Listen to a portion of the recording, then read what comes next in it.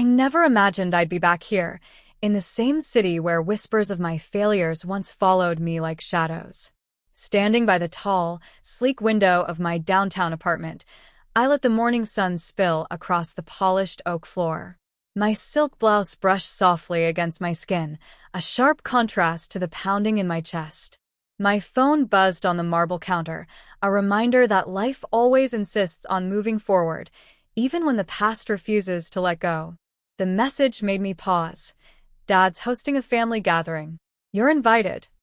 My fingers lingered over the screen, recalling the night I'd been humiliated so publicly. The laughter, the pointed glances, Mom's smirk as if she'd planned it all. My stomach twisted, but beneath the old sting, a quiet, simmering pride pulsed. They thought they knew who I was. They thought I was broken, small, obedient. They had no idea how far I'd come. I sipped my coffee, letting the rich aroma settle me.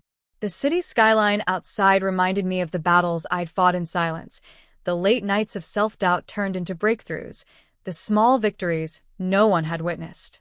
Today would be different. Today, I wouldn't just survive their judgment, I would redefine it. And for the first time in years, I felt that delicious, terrifying thrill, the power of anticipation. The memory hit me like a punch I had never fully recovered from.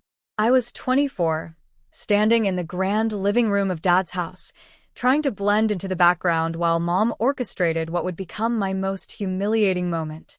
The party was supposed to celebrate Dad's business milestone, but for Mom, it was a stage, and I was the performer in her carefully scripted drama. I had worn my favorite navy dress, one that hugged my figure just right, and made me feel like the person I was becoming, confident, independent, capable. But confidence meant nothing when Mom leaned close to the guests and whispered, loud enough for the nearest cousins to hear. She's only here because she's lucky Dad even lets her show up. I felt the heat rise to my cheeks. My hands shook, and a lump lodged itself in my throat. I wanted to disappear, to sink through the polished floors and vanish. Laughter rang in my ears, polite, forced, but cruel, and every glance I met from my relatives felt like a mirror reflecting inadequacy. I clutched the delicate bracelet Grandma had given me just before I left that morning, the silver charm warm against my skin. "Remember who you are," she had whispered, "not who they say you are." That night, I fled to my small apartment downtown, locking the door behind me. I cried for hours, not just at the humiliation, but at the realization that no one, not Mom, not Dad, not anyone, would ever validate my worth if I let them define it. And that was when I made a silent vow. I would rise, not for anyone's approval, but for myself.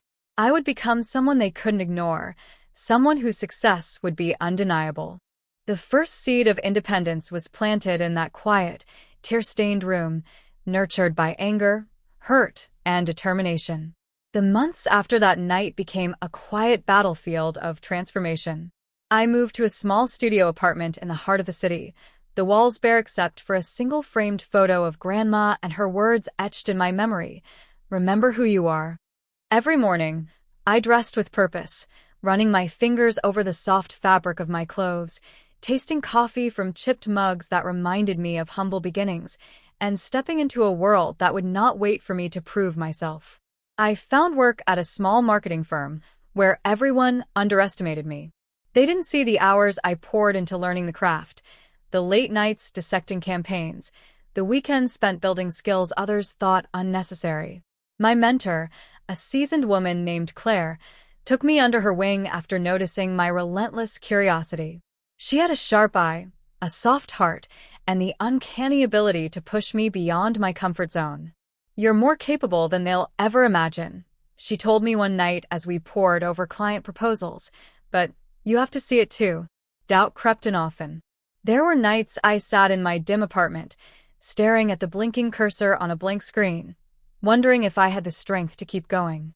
Yet each small victory became fuel.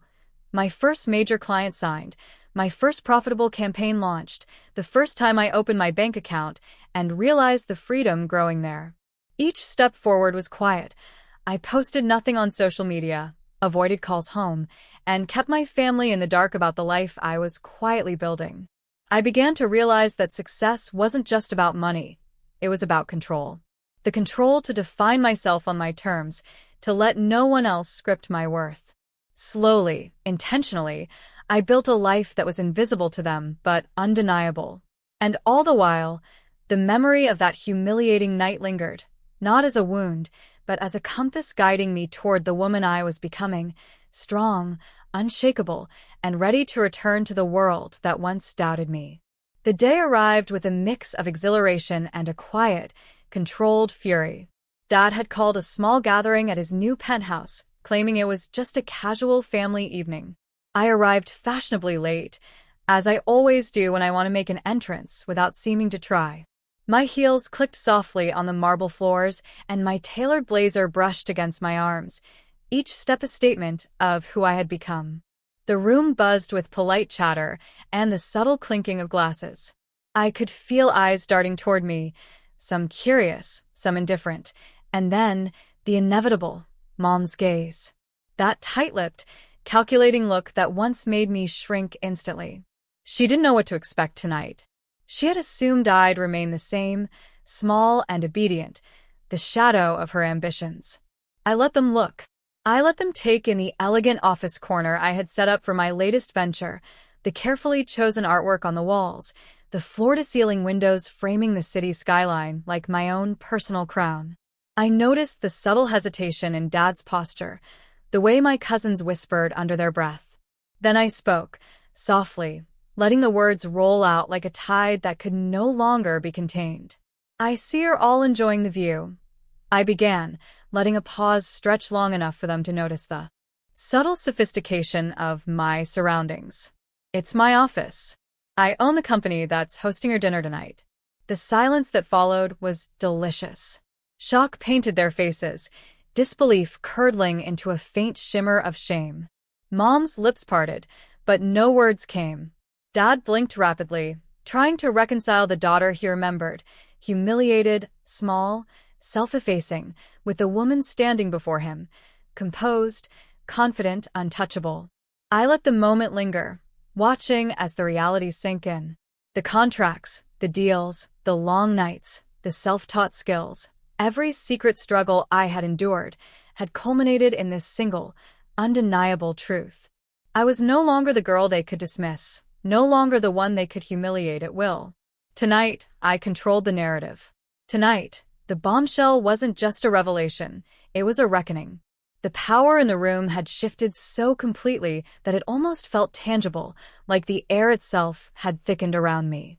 Mom's usual arrogance had evaporated, replaced by something fragile, uncertain. Dad's expression was unreadable, a mix of pride, shock, and regret. I allowed myself a small, deliberate smile, knowing this was my moment to set the terms, not out of cruelty, but out of the long-overdue justice I had earned. I moved closer to the center of the room, letting my presence fill the space. "I've built everything you see here with my own hands," I said, my voice calm, deliberate, yet resonant with authority. "The company, the investments, the successes, all of it. And I'm willing to share some of it with you, but on my terms." Mom's mouth opened, but I raised a hand to stop her. "No excuses. No guilt-tripping. No trying to control what you don't understand. If you want a place in this life, you have to meet certain conditions." I turned to each of them, outlining my terms with quiet precision. Dad, I told, would need to respect the boundaries I'd set, no more interference, no more undermining. Mom, I said, would have to recognize the consequences of her words and actions and commit to treating others with the dignity she had often denied me. My siblings, too, would be held accountable. They could no longer coast on assumptions or privilege. They needed to pursue their own paths with integrity. I watched as their faces registered the weight of each condition. There was hesitation, yes, but also a flicker of understanding. I could feel the change begin, tiny at first, in their posture, in the cautious way they nodded. I had blended firmness with compassion, showing them I cared, but making it clear that my generosity came with responsibility. By the time I finished, The room had shifted from a stage of humiliation to one of reflection. They were forced to look at themselves, and in doing so, they began to see the woman I had become, unshakable, confident, and unwilling to be anyone's lesser. For the first time in years, I felt the full satisfaction of being truly seen, not as a child to control, but as a person who had earned her place, on her own terms.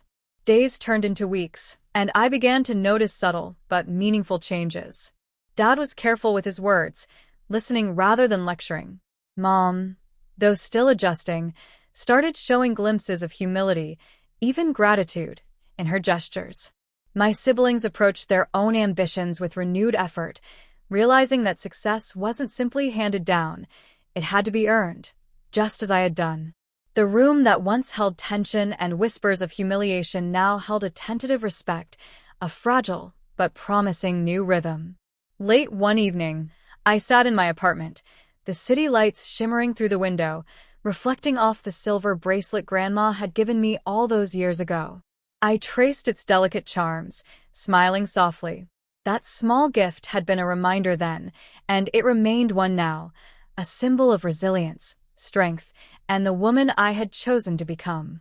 The pain of humiliation had shaped me, but it had not defined me. I thought back to that party, the sneers, the whispered judgments, the laughter that had once felt unbearable. Each memory now felt like a stepping stone, guiding me toward independence and self-respect. I had turned vulnerability into power, hurt into motivation, and secrecy into strategy. Sitting there, I allowed myself a quiet, triumphant sigh. The journey had been long and, at times, lonely, but every step had been worth it. I was no longer the girl they could dismiss, and I was not just surviving in my world, I was thriving. As the city hummed beneath me, I felt an unshakable peace.